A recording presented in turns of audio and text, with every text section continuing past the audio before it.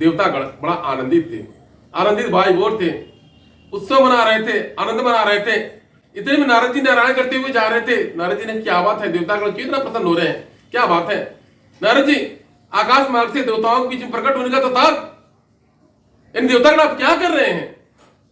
सारे देवताओं ने कहा हाँ नारद जी, प्रसन्नता की बात ही है। इसके पहले बारंबार देवासुर संग्राम होता था, दैत्य दानव और देवता आमने सामने आते थे, हमेशा युद्ध होता था। हम देवताओं को बार बार पछाड़ते थे, खदेड़ते थे और हम लोग को भागना पड़ता था सिंहासन चढ़ करके।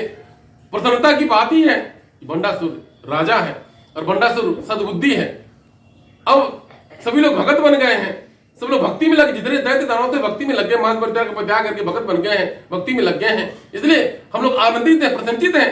कितने साल हो गया अभी तक कोई युद्ध नहीं हुआ, क्योंकि आपको जानकारी होगा हमेशा देवता दानव हमेशा युद्ध करते आए, इसको धर्म युद्ध कहा गया। देवताओं ने कहा प्रसन्नता की बात है, कितना दिन व्यतीत हो गया, कोई युद्ध नहीं हुआ, लड़ाई झगड़ा नहीं हुआ, इसलिए प्रसन्न है। नारद जी ने कहा इतना प्रसन्न न होइए, देवता इतना प्रसन्न न होइए। जो उसको सद्बुद्धि है, यानी भंडासुर को जो सद्बुद्धि है, वो भगवान भोलेनाथ की कृपा है। भगवान भोलेनाथ का वचन है कि 10,000 वर्ष तक एक छत्र राज करेगा, निष्कंटक राज करेगा, कोई विरोधी नहीं होगा, कोई दुख तकलीफ नहीं आएगा, निष्कंटक राज करेगा। अब धीरे धीरे 10,000 वर्ष पूरा होने को है। जब 10,000 साल पूरा हो जाएगा, भंडासुर के मन फिर से कुमति आ जाएगा, कुबुद्धि आ जाएगा, या फिर से मांस मदिरा का सेवन करेगा, तो हम देव आपस लड़ेंगे और पूरे पुनः देवासुर संग्राम होगा।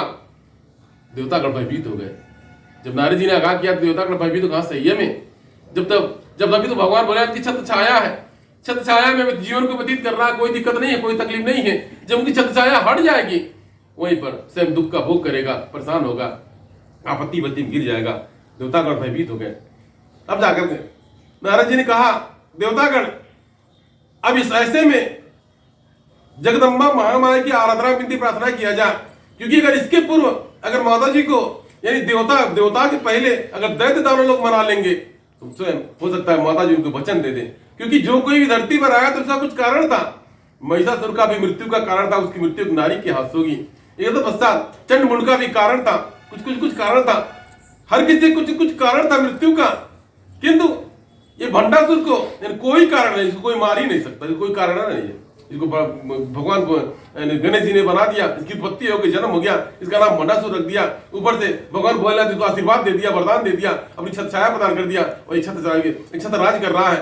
इसके तपस्या उसके मरने का कोई कारण नहीं बना। सारे गण देवतागण चिंतित हो गए।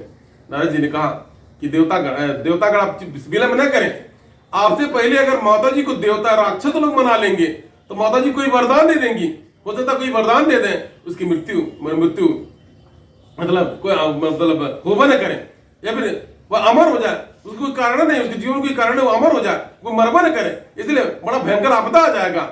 अब क्या था, इस उद्देश्य को लेकर के नारद जी ने कहा वैसे में इसके पहले राक्षसों से पहले अब देवतागण माता जी का आराधना करें, क्योंकि माता जी सबकी है, शक्ति सबकी है, शक्ति सर्वज्ञ है, घर में करकड़ में आकाश पताल पृथ्वी में हर जगह व्याप्त है। जिस पर माता की छत्र छाया बन गया, आज वह घर परिवार खुशहाल है। पर चुड़ाई माता जी जहाँ जिस घर परिवार में गई, जिस परिवार में जगदम्बा महामाया का आगमन हुआ, महामाया की पूजा पाठ भक्ति माता जी छत्र छाया बनी हुई है, आज वह घर परिवार खुशहाल है। उस प्रकार वह भी भंडासुर पर भगवान भोलेनाथ की कृपा हो गई थी, छत्र छाया बना था, इसलिए खुशहाल था। नारद जी ने कहा कि देवतागण विलंब न करें, 1000 वर्ष बीतते समय नहीं लगेगा, जाइए माता जी का आराधना किए। इसके पहले दैत्यों को पता चल जाए और वह भी कुछ उल्टा पलटी कुछ करने लगे, इसके पहले आप जा करके पहले आराधना विधि करिए। सारे देवतागण जा करके जगदम्बा का घोर आराधना विधि प्रार्थना किया। कहा जब वही धर्म की हानि बाढ़े धर्म तब मात मनुष्य तन धरी भक्त हेतु लीला भोग संयम में जब आवश्यकता पड़ा, कभी दुर्गा रूप में, कभी चंडी रूप में, कभी काली रूप में, कभी किसी भी रूप में जगदम्बा ने शक्ति ने अपना रूप स्वरूप धारण करके भक्तों दानों का संहार किया और धरती पर धर्म की रक्षा हुई। उसी प्रकार से तमाम देवतागण त्राहिमाम करते हुए जगदम्बा की आराधना विनती प्रार्थना करने लगे। अब क्या था, जब घोर आराधना विनती प्रार्थना में लग गए, दैत्यों को पता चल गया, दैत्यों गुरु शुक्राचार्य को पता चल गया। जैसे गुरु दो प्रकार के होते हैं, जे घर की जोड़े, जो घर परिवार जगह सद्बुद्धि रहे, घर परिवार में जोड़े, जो समाज को जोड़े, आज गुरु बृहस्पति का कार्य करता है, वो गुरु बृहस्पति है। और जो घर फोड़ा है उल्टा सीधा 3 बात, उल्टा सीधा उल्टा पटिया, कुमति को बुद्धिया, मांस मदिरा की लड़ाई झगड़ा, जो परामर्श है, वो गुरु शुक्राचार्य, आज दोनों गुरु देखने को मिलता है। जिसको सद्बुद्धि मिल गया, उसका सद्बुद्धि मानिए उसको, यानी गुरु बृहस्पति का उसका गुरु है, और जो कुमति की बुद्धि में इधर उधर फंसा हुआ है गुरु शुक्राचार्य में। इस तरीके से ठीक उसी प्रकार से गुरु शुक्राचार्य को पता चला